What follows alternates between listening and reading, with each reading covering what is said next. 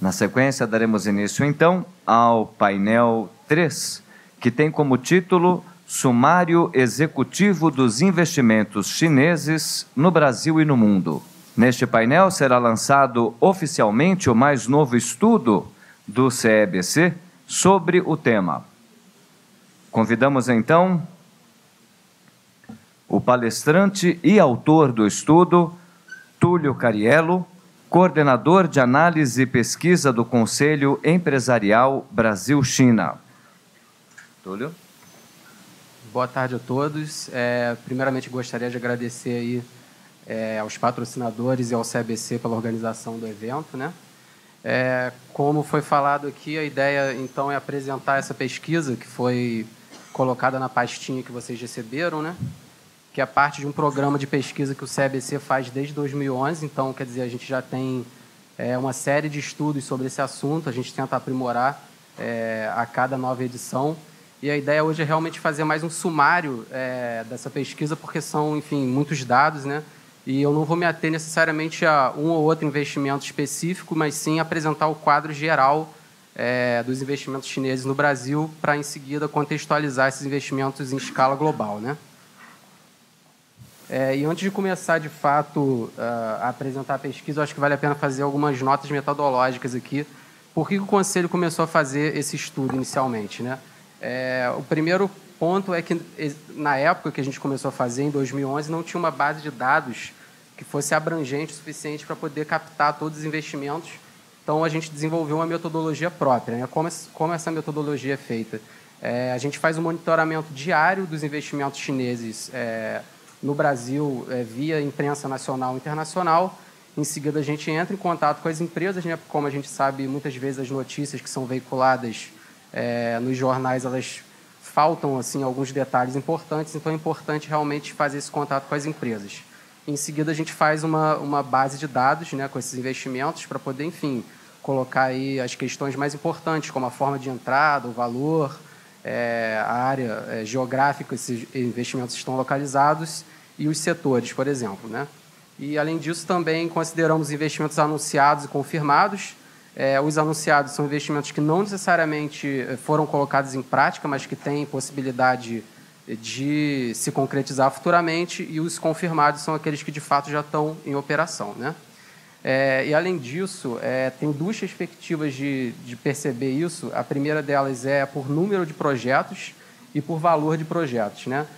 Essa divisão é importante porque muitas empresas chinesas não divulgam o valor dos investimentos, né? Ou seja, alguns investimentos, por questões contratuais, muitas vezes não podem ter o seu valor divulgado, então a gente acaba também fazendo uma análise por número de projetos, né? Então, o que a gente tem aqui, em termos de estoque por valor de projetos e número de projetos, é um total de 102,5 bilhões de dólares entre 2007 e 2018, por meio de 199 projetos, e se a gente for considerar só os investimentos confirmados, a gente teria, então, 58 bilhões, hoje já deve estar provavelmente mais do que 60 bilhões, e por meio de 145 projetos, né? Então, considerando aqui o fluxo desses investimentos, eu acho que o mais importante de a gente perceber aqui é que no ano passado, né, em 2018, a gente teve uma queda muito forte desses investimentos, comparando com a base de 2017, né, foi uma queda de 66%, considerando só os investimentos confirmados. Mas, ao mesmo tempo, é interessante também colocar que essa queda ela faz parte de um movimento global de queda dos investimentos estrangeiros no Brasil, de forma geral. Tem várias formas de analisar isso. Aqui a gente não está considerando, por exemplo, investimentos intercompanhia, mas sim aporte de capital de fato, né? Então, o Banco Central, por exemplo, colocou aí uma queda de 13% entre 2017 e 2018 nos investimentos estrangeiros no Brasil, de forma geral. E outras fontes alternativas apontam também quedas, né? Eu citei a UNCTAD, né, que é um braço da ONU também, que teve essa queda aí anunciada de 10% nesses investimentos, né? Então, o que de fato fez com que houvesse essa queda de investimentos? Eu acho que tem uma série de questões aqui. Tem variáveis políticas, variáveis mais de mercado, mais econômicas de fato, né? Mas uma questão que é importante de colocar são as incertezas que foram colocadas, assim, principalmente no ano passado, né? Enfim, a gente passou por um final de um governo transitório, uma campanha eleitoral também particularmente conturbada, né, que a gente assistiu, inclusive com algumas declarações que foram bastante polêmicas em termos até de investimentos chineses. Mas, ao mesmo tempo, se a gente for considerar a parte mais matemática da coisa, a gente tinha uma base de comparação muito alta em 2017, porque foi um momento em que houve uma série de leilões, por exemplo, e concessões do governo federal, que, enfim, foram leilões e concessões que já vinham acontecendo no final do governo Dilma, foram intensificados no governo Temer, e, enfim, nesse interregno aí em que houve a campanha eleitoral, a gente ficou um pouco em suspensão em relação a novos anúncios, né, a novas oportunidades em termos de concessões e privatizações. E, enfim, além disso, também na parte mais política, existia essas expectativas e apreensões em relação a um rompimento com as políticas econômicas de governos anteriores, né, que acabou, inclusive, se concretizando no momento que a gente teve uma eleição em que o vitorioso foi o Bolsonaro, ou seja, uma mudança radical de política, né, política econômica, enfim, política de forma geral, e isso acabou favorecendo esse cenário, né? Agora, por outro lado, considerando o número de projetos, conforme eu falei, nesse período de 2007 a 2018, a gente vê que houve, na verdade, um crescimento muito acentuado no ano passado de projetos, né? Só de projetos confirmados foram 30 projetos chineses.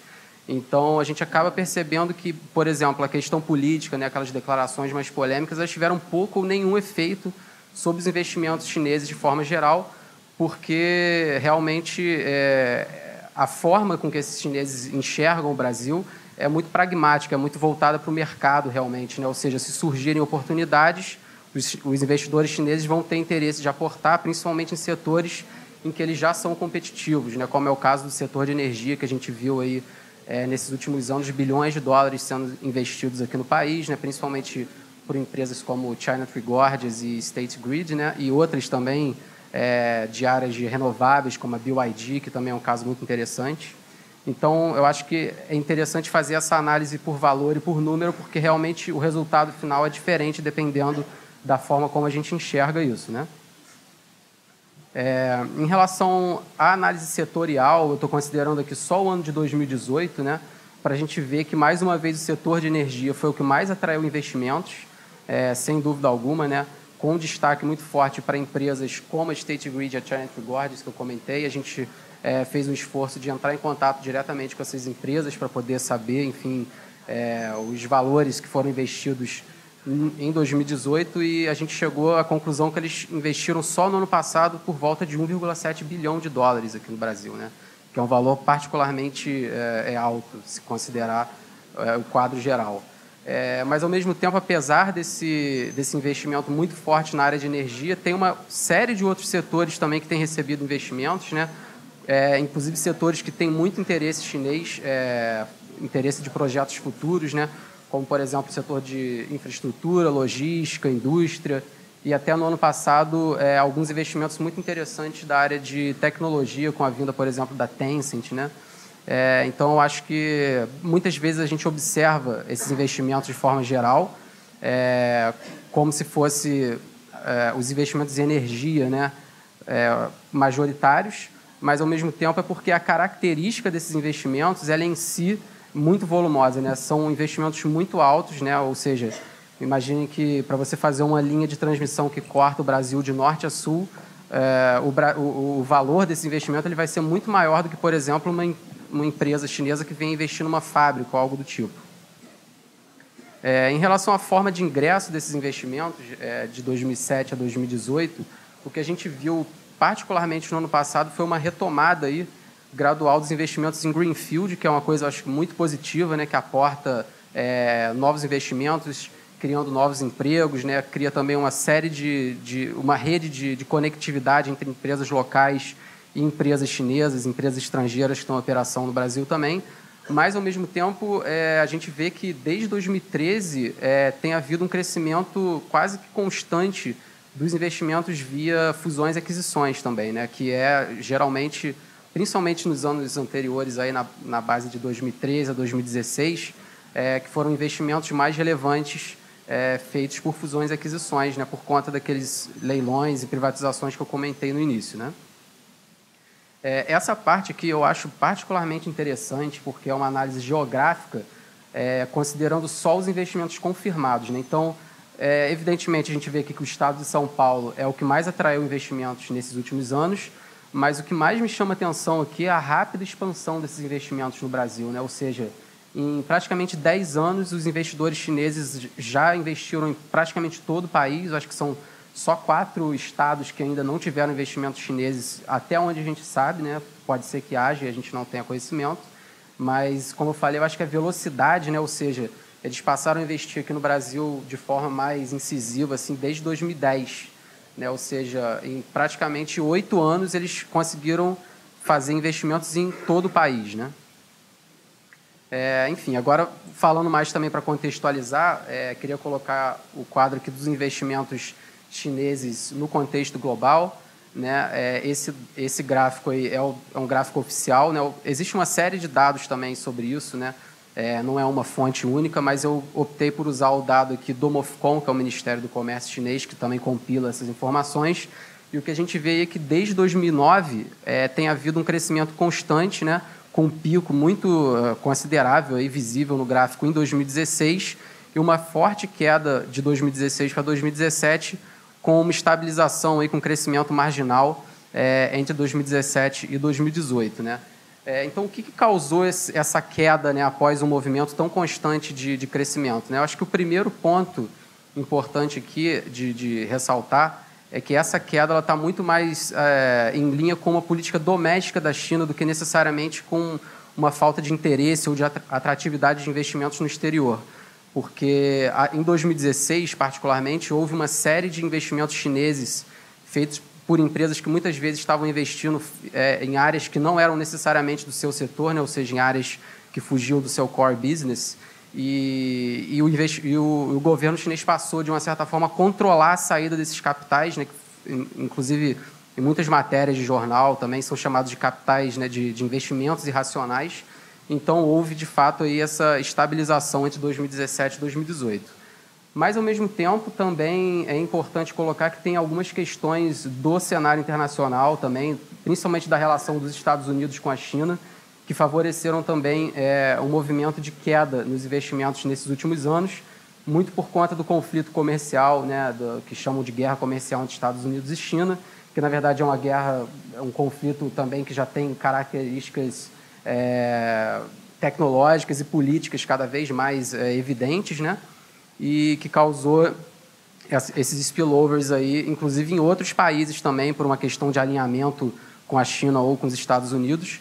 E a gente viu também, entre 2017 e 2018, uma queda muito interessante de ser observada aqui nos investimentos chineses em países que são particularmente importantes para a estratégia chinesa de investimento no exterior, né? Nos Estados Unidos teve essa queda de 83%, na União Europeia de 40% e na Austrália de 38%. Né? Então, a gente vê aqui claramente que o Brasil, né, essa queda dos investimentos no Brasil, ela faz parte de uma queda também geral dos investimentos chineses no mundo em parceiros particularmente importantes para a China.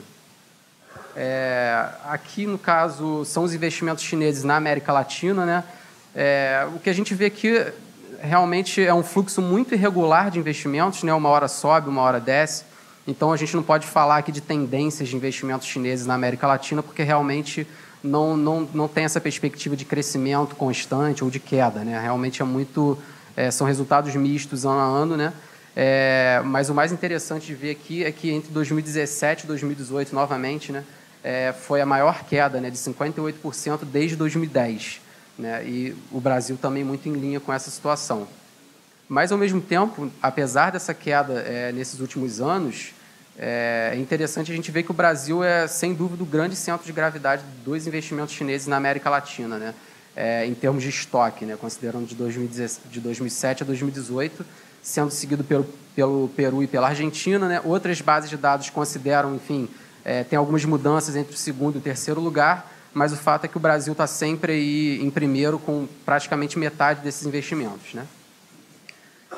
Em relação agora aos setores em que a China investe na América Latina e no Caribe, O primeiro gráfico aí, eu estou incluindo o Brasil também, né? Então, obviamente, o setor de energia vai ser o principal, porque, primeiro, o Brasil é o país que mais atrai investimentos na América Latina e os investimentos em energia são particularmente importantes no Brasil. Então, naturalmente, se a gente considerar esse quadro global dos investimentos na América Latina, o setor de energia vai estar muito mais visível aqui. Então, achei interessante fazer também uma análise excluindo o Brasil para ver se esses investimentos na América Latina eles seguem mais ou menos uma tendência que é de investimentos em energia. E, apesar dos investimentos de energia serem importantes, né, terem uma parcela de 36%, o setor que mais atraiu, na verdade, foi o de mineração. Então, a gente vê que claramente o Brasil é realmente o centro de atração mais importante dos investimentos chineses na América Latina na área de energia, né? E quando eu falo energia, aqui eu estou considerando não só a geração e transmissão de energia elétrica, né, dessas grandes empresas que já estão aqui no Brasil, mas também energias renováveis, óleo e gás. Então, realmente, o setor de energia ele é bem diversificado também em si. E para terminar aqui, enfim, queria apresentar algumas recomendações de leitura, né? O Conselho tem feito uma série de estudos, inclusive em parceria com outras instituições. A gente vê aqui um estudo de oportunidade de comércio e investimento que a gente fez com a Apex Brasil, que, enfim, traça aí as oportunidades em que o Brasil pode se inserir no mercado chinês, no setor de alimentos e bebidas especificamente, né? E a nossa Carta Brasil-China, que é uma publicação que a gente faz de 4 em 4 meses, chamamos especialistas de várias áreas, né, para ser realmente uma publicação bastante abrangente e multissetorial, vamos dizer assim. E era mais ou menos isso que eu queria falar hoje. Muito obrigado. Qualquer dúvida também eu vou estar à disposição aí durante o evento e a pesquisa também está aí disponível para todo mundo. Muito obrigado.